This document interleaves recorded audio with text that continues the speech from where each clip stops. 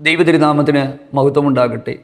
ഭയങ്കരമായ അപമാനങ്ങളുടെയും നിന്ദകളുടെയും പരിഹാസങ്ങളുടെയും ഒക്കെ മുമ്പിൽ നിന്നുകൊണ്ട് ദൈവമേ എന്താണ് അവിടുന്ന് മിണ്ടാതെയിരിക്കുന്നത്, എന്താണ് അവിടുന്ന് മറന്നു കളഞ്ഞത് എന്നുള്ള ചോദ്യം ദൈവസന്നിധി ചോദിച്ചുകൊണ്ട് ഒരു സഹായം ലഭിക്കാനായിട്ട് കർത്താവെ അവിടുന്ന് എഴുന്നേറ്റ് വരണമേ എന്നുള്ള ഒരു പ്രാർത്ഥനയാണ് 44 സങ്കീർത്തനത്തിൻ്റെ 10 മുതൽ 26 വരെയുള്ള വാക്യങ്ങൾ. ഈ സങ്കീർത്തനത്തിലെ ചില വാക്യങ്ങൾ ഞാൻ നിങ്ങളോട് പറഞ്ഞു പോകുമ്പോൾ നമ്മുടെ ജീവിതവുമായിട്ട് ഭയങ്കര സാമ്യമുള്ളതായിട്ടൊക്കെ നമുക്ക് തോന്നും. അയൽക്കാരുടെ മുമ്പിൽ അപമാന വിഷയമാക്കി, നിന്ദയായി, പരിഹാസമായി, ഭക്ഷണത്തിനായി ഞങ്ങളെ ഭക്ഷണമെന്നതുപോലെ ഞങ്ങളെ ഏൽപ്പിച്ചു കൊടുക്കുന്നു. എന്താ ദൈവമേ ഇങ്ങനെയൊക്കെ സംഭവിച്ചതെന്നുള്ള ചോദ്യം. ഇതിനു മുമ്പ് പല ദൈവജന ശുശ്രൂഷയിൽ നമ്മൾ പറഞ്ഞിട്ടുണ്ട്. നമ്മുടെ ക്രിസ്തീയ ജീവിതത്തിലെ കഷ്ടതകൾക്ക് പല കാരണങ്ങളുണ്ട്. ദൈവേഷ്ടപ്രകാരമുള്ള കഷ്ടതയുണ്ട്. അത് രേഖപ്പെടുത്തിയിരിക്കുന്നത് 1 പത്രോസ് 4 അധ്യായത്തിൻ്റെ 19 വാക്യത്തിലാണ്. ദൈവേഷ്ടപ്രകാരമുള്ള കഷ്ടത. രണ്ടാമത്തെ കഷ്ടത എന്ന് പറയുന്നത് നമ്മുടെ തെറ്റായ തീരുമാനങ്ങൾ കൊണ്ട് നമ്മൾ ജീവിതത്തിൽ സമ്പാദിക്കുന്ന കഷ്ടതയാണ്. അപ്പോസ്തലനായ പൗലോസിൻ്റെ വാക്കുകളാണത്. സമ്പാദിക്കുന്ന കഷ്ടതകൾ രേഖപ്പെടുത്തിയിരിക്കുന്നത് അപ്പോസ്തല പ്രവൃത്തി 27 അധ്യായത്തിൻ്റെ 21 വാക്യത്തിലാണ്. മറ്റൊരു കഷ്ടത എന്ന് പറയുന്നത് നിയമത്തിന് വിരോധമായി കഷ്ടത നിർമ്മിക്കുന്ന ദുഷ്ടസിംഹാസനത്തിന് നിന്നോട് സഖ്യതയുണ്ടാകും. അത് പുതിയ നിയമത്തിലെ മറ്റൊരു വാക്യം എന്ന് പറയുന്നത് പത്രോസിൻ്റെ ലേഖനത്തിൽ തന്നെ നമ്മൾ കാണുന്ന ഒരു വാക്യമാണ്. നിങ്ങളുടെ പ്രതിയോഗിയായ പിശാച് ആരെ വിഴുങ്ങണമെന്ന് പറഞ്ഞ് ചുറ്റി നടക്കുന്നു, ലോകത്തിൽ നിങ്ങളുടെ സഹോദരവർഗത്തിന് ആ വക കഷ്ടത പൂർത്തിയായി വരും. അപ്പം ഇങ്ങനെ ദൈവജനത്തെ വിഴുങ്ങാനായി, ഇല്ലാതാക്കാനായി കഷ്ടതകൾ അവർക്ക് നേരെ നിരന്തരമായി നിർമ്മിച്ചുകൊണ്ട് മുമ്പോട്ട് പോകുന്ന പൈശാചിക ശക്തികൾ വരുത്തി വയ്ക്കുന്ന കഷ്ടതകൾ. ഇങ്ങനെ കഷ്ടതകൾ വ്യത്യസ്തമായ കഷ്ടതകളാണ് ഓരോരുത്തരുടെ ജീവിതത്തിൽ. കൃത്യമായി കഷ്ടതകളുടെ കാരണത്തെ നമ്മൾ തന്നെ കണ്ടുപിടിക്കണം. ഇത് ദൈവം അനുവദിച്ചിട്ട് വരുന്നതാണോ? 2 നമ്മുടെ തീരുമാനങ്ങൾ തെറ്റിപ്പോയത് കൊണ്ട് ജീവിതത്തിൽ വന്നതാണോ? 3 പിശാച് വരുത്തി വെക്കുന്നതാണ്.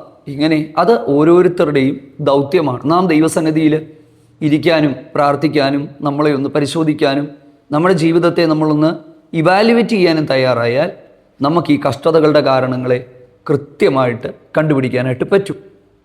അതിനാണ് ശരിക്കും പ്രാർത്ഥന. ഇത് മനസ്സിലാക്കിയില്ലെങ്കിൽ നമ്മൾ നിരാശപ്പെട്ടു പോകും, തകർന്നു പോകും. ദൈവം നമ്മെ സഹായിക്കട്ടെ. 44 സങ്കീർത്തനത്തിൻ്റെ 1 മുതൽ 9 വരെയുള്ള വാക്യങ്ങളിൽ നിന്ന് കഴിഞ്ഞ ആഴ്ച നമ്മൾ ചിന്തിച്ചിട്ടുണ്ടായിരുന്നു. അന്ന് ഞാൻ ഇങ്ങനെ പറഞ്ഞു, പഴയ നിയമത്തിൽ പിതാക്കന്മാരോട് ദൈവം പറഞ്ഞു, ദൈവം നടത്തിയ വഴികളെക്കുറിച്ച് നിങ്ങളുടെ മക്കളോട് പറയണം. നിരന്തരമായി അവരോട് സംസാരിച്ചുകൊണ്ടിരിക്കണം. അത് പിതാക്കന്മാർ അക്ഷരം പ്രതി അനുസരിച്ചപ്പോൾ മക്കൾ ദൈവത്തെക്കുറിച്ച് കേട്ടു വളർന്ന മക്കൾ തെറ്റിപ്പോയില്ല. അവർ ആ പിതാക്കന്മാർ സേവിച്ച ദൈവത്തെ അവരെ സേവിച്ചു. അതാണ്. അപ്പം നമ്മൾ അന്ന് പറഞ്ഞു, നമ്മുടെ കുഞ്ഞുങ്ങളെ വളർത്തുന്നതുമായിട്ട് ബന്ധപ്പെട്ട് നമ്മുടെ മക്കൾക്ക് നമ്മൾ ദൈവത്തെക്കുറിച്ച് പറയണം, എപ്പോഴും സംസാരിക്കണം. അപ്പോൾ ദൈവം അങ്ങനെ പറഞ്ഞപ്പം അത് പിതാക്കന്മാർ ചെയ്തതുകൊണ്ട് ഉണ്ടായ റിസൾട്ടാണ് ഈ 44 സങ്കീർത്തനത്തിൻ്റെ 1 മുതൽ 10 വരെയുള്ള വാക്യങ്ങൾ. അവരത് പറയുന്നുണ്ട്. ഞങ്ങളുടെ പിതാക്കന്മാർ ദൈവം ചെയ്ത പ്രവൃത്തികൾ ഞങ്ങളോട് പറഞ്ഞു, ഞങ്ങളത് കേട്ടു. ഞങ്ങളുടെ പിതാക്കന്മാർ ജീവിച്ചതും അവർ ഉയർന്നു വന്നതും ഒന്നും അവരുടെ മിടുക്കുകൊണ്ടല്ല, ദൈവം അവരെ സഹായിച്ചതുകൊണ്ടാണ്. പിന്നെ ഒരു 5 മുതലുള്ള വാക്യങ്ങളിലേക്ക് വരുമ്പം അവർ സ്വന്തം ജീവിതത്തിലേക്ക് നോക്കിയിട്ട് പറയുകയാണ്, ഞങ്ങളും ആ ദൈവത്തെ മനസ്സിലാക്കുന്നില്ലേ. എത്ര അത്ഭുതമാണ്. സത്യത്തിൽ ഒരു തലമുറ വളർന്നു വരുന്നു, ആ പിതാക്കന്മാരുടെ കാലം കഴിഞ്ഞു പോകുന്നു, അടുത്ത തലമുറകൾ ദൈവത്തെ സേവിക്കുന്നു. ഈ ഒരു കാര്യത്തെക്കുറിച്ചൊക്കെ ദൈവത്തിന് വളരെ ഗൗരവമായ ചിന്തകളാണുള്ളത്. നമ്മൾ ചിന്തിക്കുന്നതിനേക്കാൾ അധികം മക്കളുടെ മക്കളും പിൻതലമുറകളുമൊക്കെ ദൈവത്തിൻ്റെ വഴിയിൽ നടക്കണമെന്നുള്ളത് ദൈവത്തിന് വളരെ ഗൗരവമായൊരു കാര്യമായതുകൊണ്ട് നമ്മളത് മനസ്സിലാക്കണം. ആ തലമുറ അല്ലെങ്കിൽ പിതാക്കന്മാർ ദൈവത്തെ അന്വേഷിച്ച് നടന്ന വഴികൾ, അവർ കണ്ട അത്ഭുതങ്ങൾ കേട്ട് വളർന്ന തലമുറ, അവർ ദൈവത്തെ കണ്ടെത്തുകയും അവർ ദൈവികാനുഭവങ്ങളിലൂടെ മുൻപോട്ട് പോവുകയും ഒക്കെ ചെയ്തപ്പോൾ അവരുടെ ജീവിതത്തിൽ ഒരു കഷ്ടത വന്നപ്പോൾ, പ്രയാസങ്ങൾ വന്നപ്പോൾ അവർ അവരുടെ ജീവിതത്തിലേക്ക് തിരിഞ്ഞു നോക്കാനായിട്ട് തുടങ്ങി. അവരുടെ ജീവിതത്തെ പരിശോധിക്കാനായിട്ട് തുടങ്ങി. ഇതാണ് ഈ 44-ാമത്തെ സങ്കീർത്തനം. ഇന്നത്തെ കാലത്തെ തലമുറകളെ നമ്മളൊന്ന് എടുത്താൽ, ഇവാലുവേറ്റ് ചെയ്താൽ എന്താണ് നമുക്ക് കാണാനായിട്ട് പറ്റുന്നത്? കല്യാണം കഴിച്ച് ഒരു ചെറിയൊരു പ്രശ്നത്തിൽ ജീവിതത്തിൽ വരുവാന്നേ ഉടൻ ഡിവോഴ്സ്, വേണ്ട. പരീക്ഷയ്ക്ക് മാർക്ക് കുറഞ്ഞാൽ ആത്മഹത്യ, ജീവിതം അവസാനിപ്പിക്കുക. എന്താ സംഭവിച്ചെന്താ? എനിക്ക് തോന്നുന്നത് പണ്ട് ഈ പ്രയാസങ്ങളും കഷ്ടങ്ങളും ഒക്കെ കണ്ടു വളർന്ന കുഞ്ഞുങ്ങൾക്ക് അവരിത്രയും സെൻസിറ്റീവ് അല്ലായിരുന്നു. അവർ ജീവിതത്തിൽ ജയവും തോൽവിയും എല്ലാം ജീവിതത്തിൻ്റെ ഭാഗമാണെന്ന് മനസ്സിലാക്കി അവർ മുമ്പോട്ട് പോയിരുന്നൊരു കാലമാണ്. പക്ഷെ ഇന്ന് എല്ലാ സുഖവും സംതൃപ്തിയും അവർക്ക് കൊടുത്ത് ആത്മീയതയൊക്കെ പലപ്പോഴും ചടങ്ങായി മാറുമ്പോൾ ഒരു നിസ്സാര കാര്യത്തിൻ്റെ പേരിൽ ബന്ധങ്ങൾ അവസാനിപ്പിക്കുന്നവർ, അങ്ങനെ ജീവിതം അവസാനിപ്പിക്കാൻ ശ്രമിക്കുന്നവർ, ദൈവത്തെ വിട്ടിട്ട് പോകുന്നവർ, അങ്ങനെ ദുഃഖകരമായൊരു കാഴ്ചയാണ് നമ്മൾ ഇവിടെ കാണുന്നത്. പക്ഷെ ഇവിടെ കോരഹപുത്രന്മാരിലേക്ക് നമ്മൾ നോക്കുമ്പോൾ ഇവരൊരു വലിയ പ്രശ്നത്തെയാണ് ഈ സങ്കീർത്തനത്തിൽ അഭിമുഖീകരിക്കുന്നത്. ഒരു വലിയ പ്രശ്നം. ഞാൻ ആ പ്രശ്നം എന്താണെന്ന് വളരെ വേഗത്തിൽ നിങ്ങളോട് പറയാം. അതായത് ചെറിയൊരു പ്രശ്നമൊന്നുമല്ല, വാക്കുകൾ കൊണ്ട് വിവരിക്കാനാകാത്ത കഷ്ടതയാണ് അവർ നേരിട്ടത്. എങ്ങനെ മനസ്സിലായി?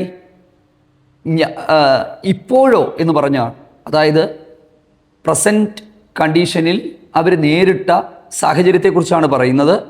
44-ാം സങ്കീർത്തനത്തിൻ്റെ 9-ാമത്തെ വാക്യം, ഇപ്പോഴോ നീ ഞങ്ങളെ തള്ളിക്കളഞ്ഞു, ലജ്ജിപ്പിച്ചു, ഞങ്ങളോടുകൂടെ പോരുന്നില്ല, ശത്രുവിൻ്റെ മുമ്പിൽ ഞങ്ങളെ പുറം കാണിക്കുകയാണ്. കണ്ടോ, അവിടെ കൊണ്ട് തീരുന്നില്ല. 13-ാമത്തെ വാക്യം, ഞങ്ങളെ അയൽക്കാർക്ക് അപമാന വിഷയവും ചുറ്റുമുള്ളവർക്ക് നിന്ദയും പരിഹാസവുമാക്കി മാറ്റി. അവിടെ കൊണ്ട് തീരുന്നില്ല. അടുത്തത്, അപമാനം നിമിത്തം എന്താ പറയുന്നത്? എൻ്റെ മുഖത്തെ ലജ്ജ മൂടുന്നു. നിങ്ങളൊന്ന് നോക്കിക്കേ, ചെറിയ പ്രശ്നമൊന്നുമല്ല, ഭയങ്കരമായൊരു പ്രശ്നത്തെ അവർ നേരിട്ടപ്പോൾ ആ പ്രശ്നത്തെ എങ്ങനെ കൈകാര്യം ചെയ്യുകയാണ്? പ്രിയപ്പെട്ടവരെ, ഈ നമ്മുടെ നിത്യജീവിതത്തിൽ ഇങ്ങനെയുള്ള പ്രശ്നങ്ങളെ നമ്മൾ നേരിടേണ്ടതായിട്ട് വരുമ്പം അവരവിടെ ചെയ്തത് എന്താണ്? ആ പ്രശ്നങ്ങളുടെ ആ ഒരു വലിപ്പത്തെക്കുറിച്ച് അറിയണമെങ്കിൽ ആ വാക്യത്തിൽ, ഭക്ഷണത്തിനുള്ള ആടുകളെ പോലെ നീ ഞങ്ങളെ ഏൽപ്പിച്ചു കൊടുത്തു. അടുത്തത്, എന്തുകൊണ്ടാണ് ദൈവമേ അങ്ങയുടെ മുഖം ഞങ്ങളിൽ നിന്ന് മറയ്ക്കുന്നത്? നിങ്ങൾ 44-ാം സങ്കീർത്തനത്തിൻ്റെ 10 മുതൽ 26 വരെയുള്ള വാക്യങ്ങൾ ഒന്ന് വായിച്ചു നോക്കുമ്പോൾ ശരിക്കും ഭയങ്കരമായ കഷ്ടതകളിലൂടെ അവർ കടന്നു പോവുകയാണ്. ആ സമയത്ത് അവർ എല്ലാം കഴിഞ്ഞു, എന്നാൽ ഇനി മരിച്ചേക്കാം, ജീവിതം അവസാനിപ്പിച്ചേക്കാം എന്നൊന്നുമല്ല അവർ ചിന്തിക്കുന്നത്. അവർ ചെയ്യുന്നത് എന്താണ്? ഒന്നാമത്, അവർ അവരുടെ ജീവിതത്തിലേക്ക് നോക്കി. പ്രിയമുള്ളവരെ, പല സമയത്തും നമുക്ക് ചെയ്യാനാകാതെ പോകുന്നതും എന്നാൽ നമ്മൾ ചെയ്യേണ്ടുന്നതുമായ ഒരു കാര്യമാണ് ഈ ഒരു കാര്യം. എന്താ? അവർ തങ്ങളുടെ ജീവിതത്തിലേക്ക് നോക്കി. 17-ാമത്തെ വാക്യം, ഇതൊക്കെയും ഞങ്ങൾക്ക് ഭവിച്ചു, ഞങ്ങളോ അങ്ങയെ മറന്നിട്ടില്ല, അങ്ങയുടെ നിയമത്തോട് അവിശ്വസ്തത കാണിച്ചിട്ടുമില്ല. എത്ര ഉറപ്പോടുകൂടിയാണ് ഇവർ ഈ ഒരു കാര്യം പറയുന്നത്? ഞങ്ങളുടെ ജീവിതത്തിൽ ഇതെല്ലാം സംഭവിച്ചെങ്കിലും ഞങ്ങൾ ദൈവസന്നിധിയിൽ നിന്ന് 1 ഇഞ്ച് പോലും ഞങ്ങൾ മാറിയിട്ടില്ല. അടുത്തത് 19-20 വാക്യങ്ങൾ, ഞങ്ങൾ പിന്മാറ്റത്തിൻ്റെ ഒരു ചുവട് പോലും വെച്ചിട്ടില്ല, ഞങ്ങളുടെ ദൈവത്തിൻ്റെ നാമത്തെ ഞങ്ങൾ മറന്നിട്ടില്ല, അന്യദേവനിലേക്ക് ഞങ്ങൾ കൈകളെ ഞങ്ങൾ മലർത്തിയിട്ടില്ല, ഞങ്ങളുടെ ഹൃദയം പിന്തിരിഞ്ഞിട്ടില്ല, ഞങ്ങൾ ദൈവത്തിൻ്റെ വഴി വിട്ട് മാറിയിട്ടില്ല. അപ്പം ഈ ഒരു പ്രശ്നം അവരുടെ മുമ്പിൽ വന്നപ്പോൾ അവർ ചിന്തിക്കുന്നത്, കർത്താവെ ഞങ്ങൾ എവിടെയെങ്കിലും പിന്മാറിയോ, എവിടെയെങ്കിലും ഞങ്ങൾ മാറിയോ? പ്രിയമുള്ളവരെ, നമ്മുടെ ജീവിതത്തിൽ ഞാൻ സാധാരണ പറയുന്ന ഒരു കാര്യം, ഞാൻ എൻ്റെ ജീവിതത്തിലും ചെയ്യുന്ന, ഞാൻ എൻ്റെ ശുശ്രൂഷിക്കുന്ന ചർച്ചിലാകട്ടെ, ആത്മീയ കൂട്ടായ്മയിലാകട്ടെ, എല്ലായിടത്തും പറയുന്നൊരു കാര്യമാണ്, നമ്മുടെ ജീവിതത്തിൽ സംഭവിക്കുന്ന ഒരു ചെറിയ കാര്യങ്ങൾ പോലും നമ്മളതിനെ നെഗ്ലക്റ്റ് ചെയ്യാതെ നമ്മളതുമായിട്ട് ദൈവസന്നിധിയിൽ ഇരുന്ന് കർത്താവെ, എന്ത് കാരണം കൊണ്ട് ഇതെൻ്റെ ജീവിതത്തിൽ സംഭവിച്ചു, എനിക്കതിനുള്ള ഉത്തരം കിട്ടണം. ദൈവത്തിന് സ്തോത്രം. അത് രോഗമായാലും കഷ്ടതയാണെങ്കിലും നമ്മുടെ മുമ്പിൽ വഴികൾ അടഞ്ഞു പോയാലും പ്രതീക്ഷിക്കുന്നതിനനുസരിച്ച് നമ്മുടെ ജീവിതം ഒരു തകർച്ചയിലേക്ക് പോകുന്നു എന്നൊക്കെ തോന്നുമ്പോഴും നമ്മൾ ദൈവസന്നിധിയിൽ ഇരിക്കണം. ദൈവമേ, എന്തുകൊണ്ട് ഇത് സംഭവിച്ചു? എൻ്റെ ജീവിതത്തിൽ എവിടെയെങ്കിലും പാളിച്ചകൾ വന്നിട്ടുണ്ടോ? എൻ്റെ ജീവിതത്തിൽ എവിടെയെങ്കിലും ഞാൻ ദൈവം വഴി വിട്ട് മാറിപ്പോയിട്ടുണ്ടോ? നമ്മുടെ ഭൂതകാലത്തിലേക്ക് നമ്മളൊന്ന് നോക്കാനും, കണ്ടോ, അവരത് നോക്കിയാണ്. അവർ പറയുക, ഞങ്ങളുടെ ഹൃദയം പിന്തിരിഞ്ഞിട്ടില്ല, ഞങ്ങൾ അങ്ങയുടെ വഴി വിട്ട് മാറിയിട്ടില്ല, അന്യ ദൈവത്തിങ്കിലേക്ക് ഞങ്ങൾ കൈകൾ മലർത്തിയിട്ടില്ല. കാരണം സത്യദൈവത്തെ വിട്ട് മറ്റു വഴികളിലേക്ക് പോകുന്ന കാര്യങ്ങൾ ദൈവകോപം വിളിച്ചു വരുത്തുന്ന കാര്യമാണെന്ന് അവർക്ക് നന്നായി അറിയാവുന്നത് കൊണ്ട് അവർ പറയുക, ഇതൊന്നും ഞങ്ങൾ ചെയ്തിട്ടില്ല. പക്ഷെ എന്നിട്ടും എന്താ ദൈവമേ ഞങ്ങളുടെ ജീവിതത്തിൽ ഇങ്ങനെയൊക്കെ സംഭവിക്കുന്നത്? ഇതാണ് പ്രിയമുള്ളവരെ ഞാൻ കുറച്ചു മുമ്പ് നിങ്ങളോട് പറഞ്ഞത്. നമ്മൾ ഒരു കുറ്റവും ചെയ്യാതിരുന്ന് ദൈവസന്നിധിയിൽ നീതിയോടെ നിർമ്മലതയോടെ നമ്മൾ ജീവിച്ചിട്ടും നമ്മുടെ ജീവിതത്തിൽ ചില കഷ്ടതകൾ, വേദനകൾ നമ്മളെ വിടാതെ പിന്തുടരുന്നെങ്കിൽ അത് പൈശാചികമായ ഈ കഷ്ടതകൾ പരിശോധിക്കുക. ഇത് പൈശാചികമായ ആക്രമണങ്ങളാൽ ഉണ്ടാകുന്നതല്ലെങ്കിൽ, 2, നമ്മളെടുത്ത തെറ്റായ തീരുമാനങ്ങളല്ല. നമ്മൾ ദൈവത്തോട് ആലോചന ചോദിച്ചിട്ട് നമ്മൾ തീരുമാനങ്ങളെടുത്ത് നമ്മൾ മുമ്പോട്ട് പോയിട്ടും സംഭവിച്ചതാണെങ്കിൽ, നമ്മൾ വിശ്വസ്തയോടും നിർമ്മലതയോടും നമ്മൾ ദൈവസന്നിധിയിൽ നിന്നതിൻ്റെ പേരിൽ വന്നതാണെങ്കിൽ, ഒരു കാര്യം ഉറപ്പാ, ഇത് ക്രിസ്തീയ ജീവിതത്തിലെ കഷ്ടതയുടെ ഭാഗമാണ്. അപ്പോസ്തലനായ പൗലോസ് കൊരിന്ത്യർക്കെഴുതിയ ലേഖനത്തിൽ 1 കൊരിന്ത്യർ 4-ാം അധ്യായത്തിൻ്റെ 12-13 വാക്യങ്ങളിൽ താൻ പറയുന്നത്, ഞങ്ങൾ ലോകത്തിൽ ചവറ് പോലെയും സകലത്തിൻ്റെയും അഴുക്കായും തീർന്നിരിക്കുകയാണ്. എങ്ങനെ ചവറായി തീർന്നു? കർത്താവിനെ അറിഞ്ഞതിൻ്റെ പേരിൽ, കർത്താവിന് വേണ്ടി നിന്നതിൻ്റെ പേരിൽ, വിശ്വാസത്തിന് വേണ്ടി നിന്നതിൻ്റെ പേരിൽ ഞങ്ങൾ അനുഭവിച്ച തിക്താനുഭവങ്ങൾ, അതിൻ്റെ പേരിൽ വന്ന തിക്താനുഭവമാണ്. അങ്ങനെയൊക്കെ തിക്താനുഭവങ്ങൾ അനുഭവിക്കുന്ന ധാരാളം ആളുകൾ ഉണ്ട്. നമുക്കറിയാം, ഉത്തരേന്ത്യയിൽ, ആഫ്രിക്കൻ രാജ്യങ്ങളിൽ, ഇസ്ലാമിക് രാജ്യങ്ങളിലൊക്കെ യേശുവിനെ അറിയുന്നതിൻ്റെ പേരിൽ, വിശ്വാസത്തിന് വേണ്ടി നിൽക്കേണ്ടുന്നതിൻ്റെ പേരിൽ കഠിനമായ അനുഭവങ്ങളിലൂടെ കടന്നു പോകുന്ന ധാരാളം ആളുകളുണ്ട്. ആ കഷ്ടത അവർ പാപം ചെയ്തതുകൊണ്ടോ അവർ തെറ്റായ തീരുമാനങ്ങൾ എടുത്തതുകൊണ്ടോ അല്ല, ക്രിസ്തീയ ജീവിതത്തിൻ്റെ ഭാഗമായ കഷ്ടതകളാണ്. നമ്മുടെയൊക്കെ പിതാക്കന്മാരുടെ കാലങ്ങളിൽ വിശ്വാസത്തിന് വേണ്ടി ഇറങ്ങിത്തിരിച്ച പലരും ഇങ്ങനെയുള്ള കഠിനമായ പീഡനങ്ങളിൽ, കഠിനമായ വേദനകളിൽ, ഒറ്റപ്പെടലുകൾ, അവരെ കല്യാണത്തിന് ക്ഷണിക്കാത്തത്, പല ഫംഗ്ഷനുകളിൽ നിന്ന് മാറ്റി നിർത്തിയതൊക്കെ അനുഭവിച്ചിട്ടുള്ള ഒരുപാട് ആളുകളുണ്ട്. പക്ഷെ പിൽക്കാലത്ത് അവരുടെ എല്ലാം തലമുറകളെ ദൈവം ഓർത്തിട്ടുണ്ട്. അങ്ങനെയൊക്കെയുള്ള കഷ്ടതകളിലൂടെ കടന്നു പോകുന്നവർ ഒരിക്കലും അവർ തകരത്തില്ല. അവരെ തളർത്താൻ, അവരെ ഇല്ലാതാക്കാൻ ഭൂമിയിലെ ഒരു ശക്തിക്കും കഴിയത്തില്ല എന്നുള്ള കാര്യം ഞാൻ നിങ്ങളോട് പറയട്ടെ. ദൈവത്തിന് സ്തോത്രം.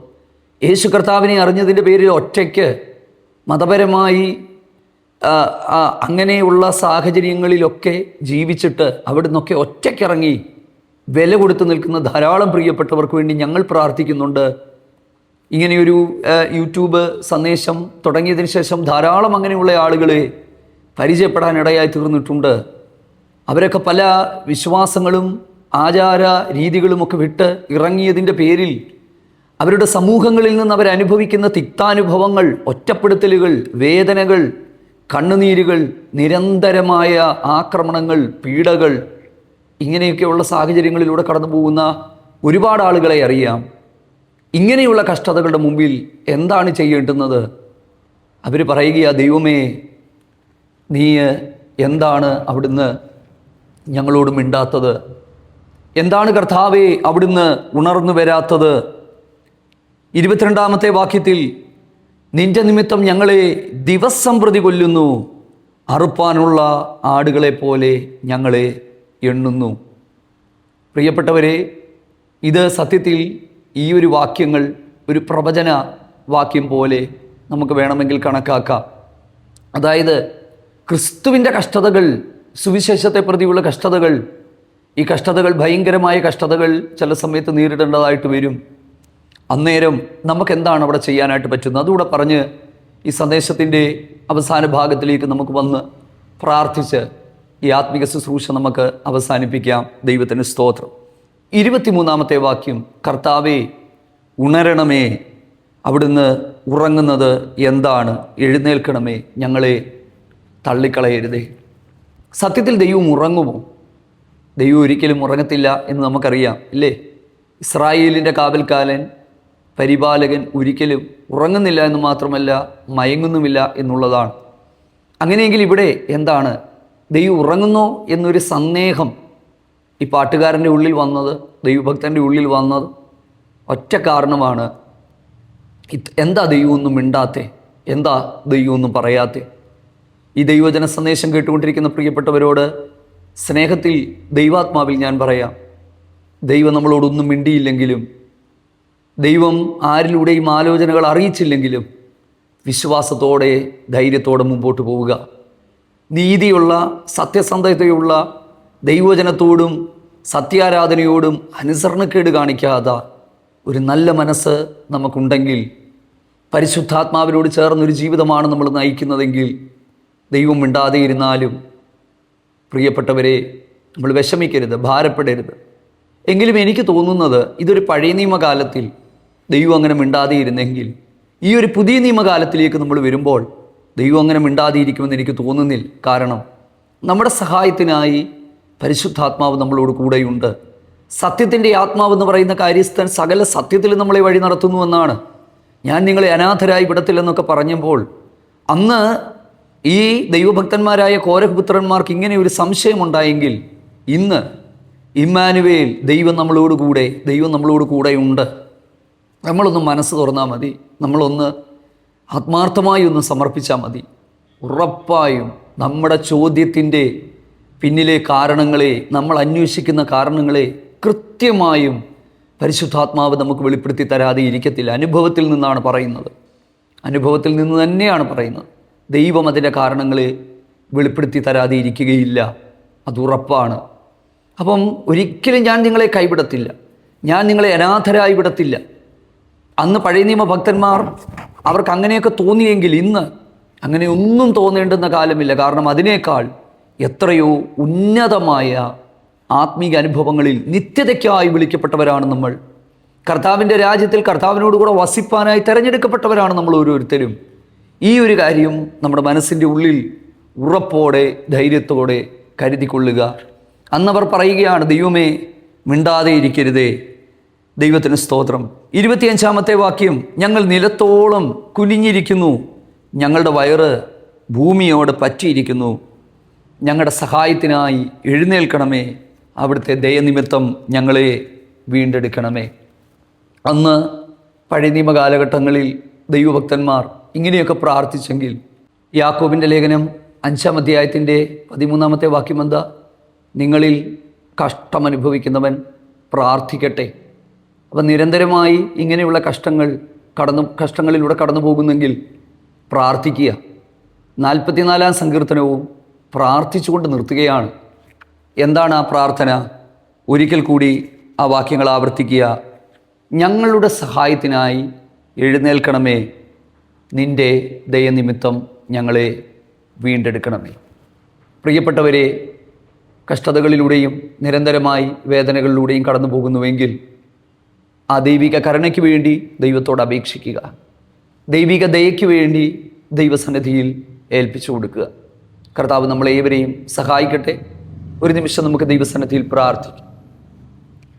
സ്നേഹവാനായ ദൈവമേ, ഞങ്ങളുടെ സ്വർഗീയ നല്ല കർത്താവേ, ദൈവമുഖത്തേക്ക് ഞങ്ങൾ പിന്നെയും അടുത്തു വരുന്നപ്പാ, ഈ ദൈവവചനം കേട്ടുകൊണ്ടിരിക്കുന്ന പ്രിയപ്പെട്ടവരിൽ പലരും അവർ കടന്നു പോകുന്ന സാഹചര്യങ്ങൾ ഏതാണെങ്കിലും ആ സാഹചര്യങ്ങളിൽ പ്രാർത്ഥിപ്പാൻ, ദൈവമുഖം അന്വേഷിപ്പാൻ ഞങ്ങൾക്ക് കൃപ നൽകണമേ.